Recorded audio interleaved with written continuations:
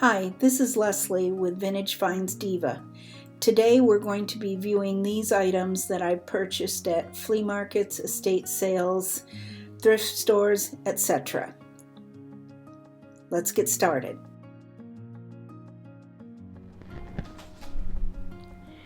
Here's a piece that looks like Dorothy Bauer. It's unmarked, but it is in her style.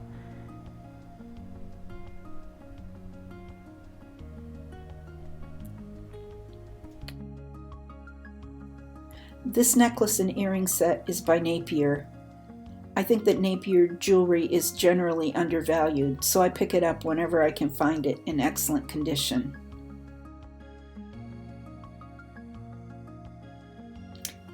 Let me show you the mark.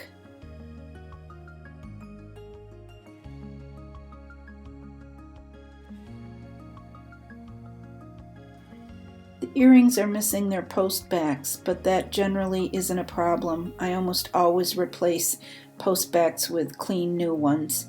I also clean the posts with rubbing alcohol prior to putting them up for sale.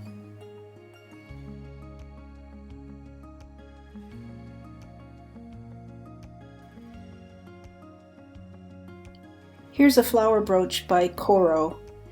It's gold tone with no enameling, but it has really great dimensionality.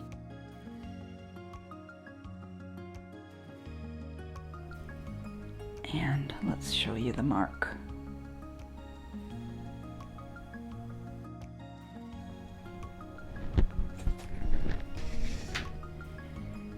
Here's a JJ brooch that was on its original card.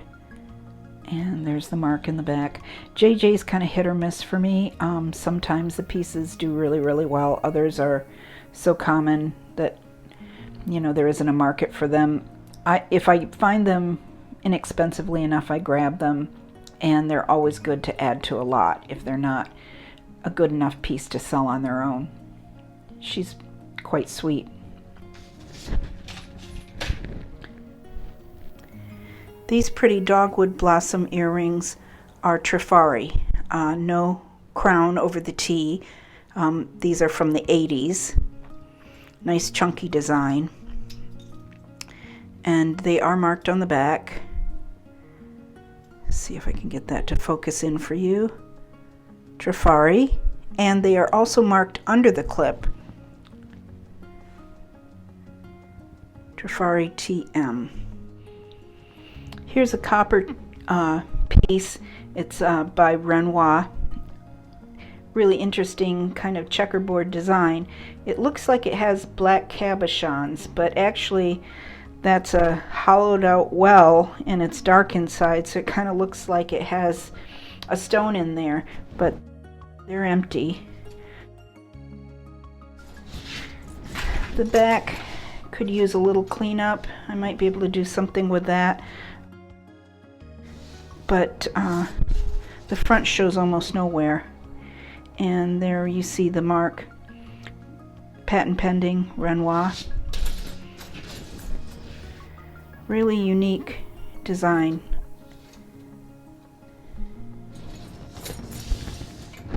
This is a nice vintage brooch. Aurora Borealis or AB stones and a nice big green cabochon in the middle.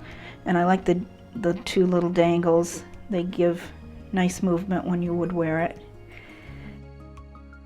If you see these AB stones, and they're the stones with a shimmer, you can know that the piece was sometime after 1955 or 1956, depending on the source that you read. That is when Swarovski developed the coating that makes that shimmery effect. And it is unmarked. There's the back. Here's another brooch with some movement. Nice milk glass, 4-layer circle brooch with these little tails. Again, that's the kind of thing that would give nice movement when you're wearing it. And if you look at the back, it's not marked, but there's no wear to the plating at all. Here's a really cool brooch. This little frog is what we would call in Michigan, where I live, a leopard frog. And he's very well done. No mark, but I like him a lot. I might have to keep him. He might be staying with me.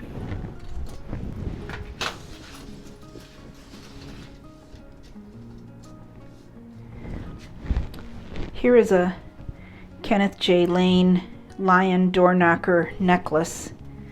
Again, this is in near perfect condition. If we turn it over, you'll be able to see the mark on the back, maker's mark, KJL. This is made in China, but it's, like I said, it's in perfect condition. It's a nice wearable length, and I always do well with KJL. Here's an interesting bracelet, hinged bracelet. The only problem with this one, and actually with several of these bracelets that I have as far as I'm concerned, is that they're really quite a small size. They're not made for a more robust person like myself, so so they will definitely be sold. This, I thought the design was interesting. It reminded me of the Japanese flag, or the rising sun, and the top part of the design is in silver tone, and then the rest is in gold tone. And this one is marked. I don't know if I can get that to show. Here it is. It is marked celebrity. I will try and drop in a screenshot of that so that you can see it. Again, it seems to be a well-made piece.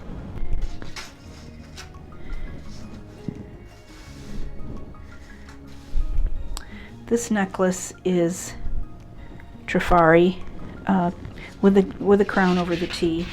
I'm not sure what you would call this. It's not a lariat necklace, because you can move those up and down. This is, I guess, more or less of a tie necklace. I don't know. I just made that up. But there's the mark. And again, it's in really, really nice condition. That's one thing I would like to say to people who are starting out. Don't do what I did, which in the beginning is I bought things if they were a known name, whether or not they were in great condition. You don't want to do that. There really isn't a market for jewelry that isn't in super nice condition. So don't let your enthusiasm override your judgment. That would be the best advice I could give you. This is another Trifari piece. Later again, I'm going to say 80s. Starfish and these big faux pearl cabochons. And there's the mark. 80s are really coming back in strong, so I have hopes for this one. This is a later piece, and it has no name. I just think it has a really pretty look. And I couldn't say no. Now I'm going to break my rule about good condition. This piece has a lot of wear to the plating, both front and back. But I love the design. I love the book chain. I love this acrylic 3D flower cabochon in the middle, and I love what they've done with the enameling to match in the rays coming out from that central focal point. So I'll be keeping this, but I think it's got a great look. Here's a mid-century modern mesh bracelet. This one has slices of mother of pearl in circular and geometric shapes. It's by a maker I hadn't run across previously, Pick of New York, spelled P-I-K.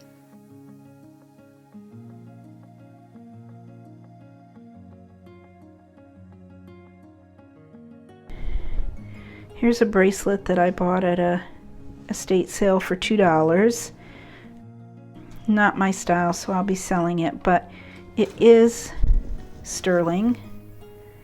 It's marked 925, and I'd had it tested, so that was a really good find.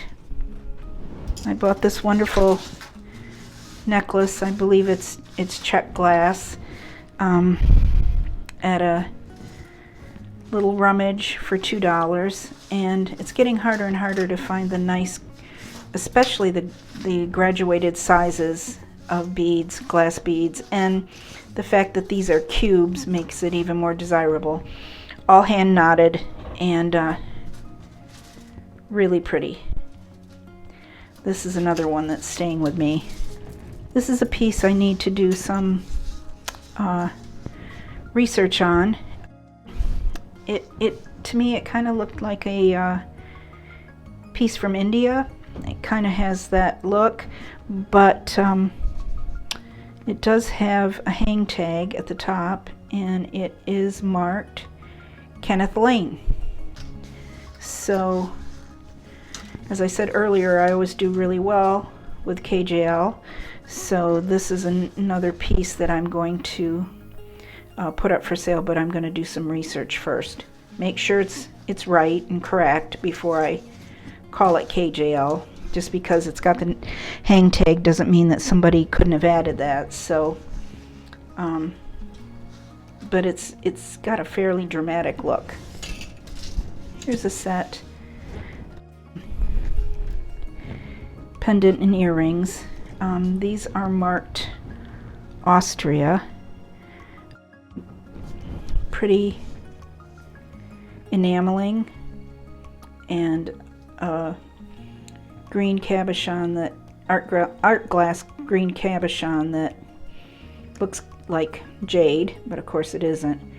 And I love that the backs are finished as nicely as the front. I always think that's a sign of really well made jewelry. And it says made in Austria. And the matching earrings with the pretty little teardrop green stones. I bought these earrings that look like they've never been worn. I'm not sure if they are the correct earrings for this card, but I suspect they are. The reason I bought them were for the geometric design, very mid-century modern, and mid-century modern always does well for me. And again, they're in mint condition. So I know that looks like a clip, but there is a post going through, so it's kind of a little bit of a hybrid.